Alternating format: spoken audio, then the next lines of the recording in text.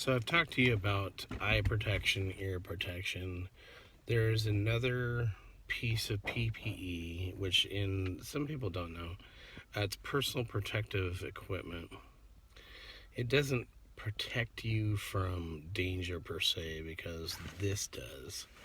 But it is a part of the recipe that keeps you, it's a barrier of protection. So if you use it properly, you can keep yourselves from losing one of these, or your toes, or your eyes, or your ears, and keeps you in running condition. Now, the thing that I'm going to talk about here is going to be your gloves.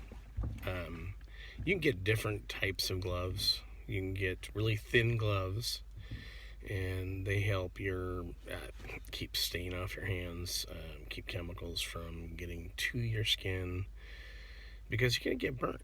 You can, chemicals will burn you.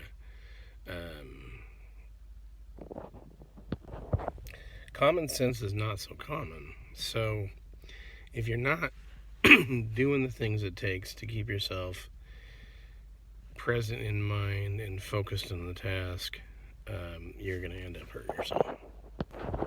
So other gloves are heavier gloves. They'll keep your hands from getting splinters, from flying debris. And just like I said, it's a barrier between you and danger.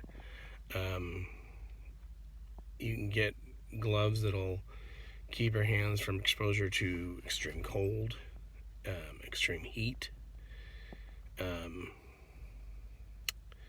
You can get leather gloves.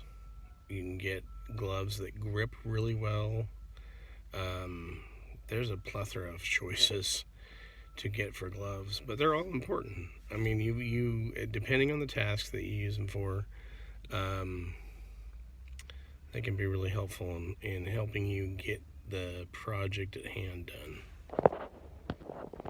Later, I'm going to go ahead and put in links to different types of gloves, or links to what have you, in the different sections.